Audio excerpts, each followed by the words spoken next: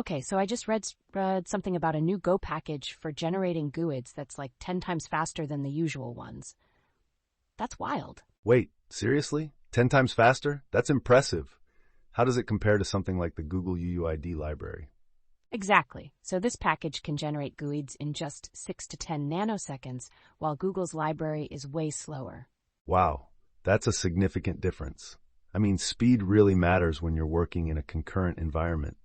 Right, and the cool part is that it has a function to generate them as base64 URL strings, which could save some space. Oh, that's really interesting because base64 encoding is often used to make data URL safe. I can see how that would be real handy. For sure. So you can create a new GUID with just a call to guide.new, and it's already optimized for performance. That's so straightforward. I bet developers will love that simplicity. Did you see the benchmarks? Yes, in the benchmarks, it clearly outperforms both Google's UUID and even Nanoid when it comes to generating speed. Right. And it's also cool that it maintains low latency, even with multi-goroutine calls. This could really change how we think about GUIDs. Totally. It's like having the performance advantages of a sports car without losing the practicality of a regular vehicle. Nice analogy. And since it supports JSON, it seamlessly integrates into web applications too. This is something developers will appreciate. And did you catch how it handles nil pointers in JSON? That's a thoughtful touch for developers. Yeah, unlike some libraries that might leave developers hanging, this one properly serializes zero-value GUIDs. It's like they've thought of everything. Makes you wonder, how did no one think of this earlier? Right? It kind of feels like bringing a modern upgrade to an old classic. But hold on, what do you think about the potential downsides? That's a good point. Maybe it's newer and hasn't been tested as much in diverse environments compared to older libraries. Exactly. And sometimes performance can be slightly different depending on the specific use case, so thorough testing is key. True. It's like rushing to get the latest smartphone without waiting for reviews. You might miss some crucial details. Absolutely.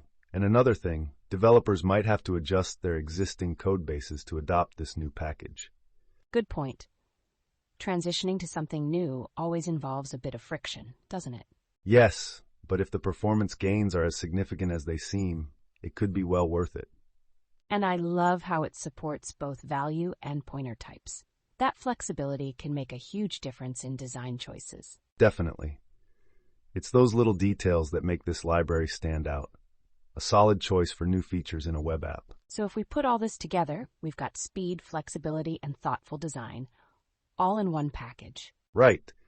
It's like the perfect storm of features that could revolutionize how we handle unique identifiers in Go. That gets me excited. I mean, if this library gains traction, it might become the go-to for developers everywhere. And imagine the ripple effects. Faster applications, improved user experiences, it feels transformative. Right? It's kind of mind-blowing, but I do wonder how other libraries will respond to this. Yeah, will they step up their game? Nothing like competition to drive innovation, right? For sure.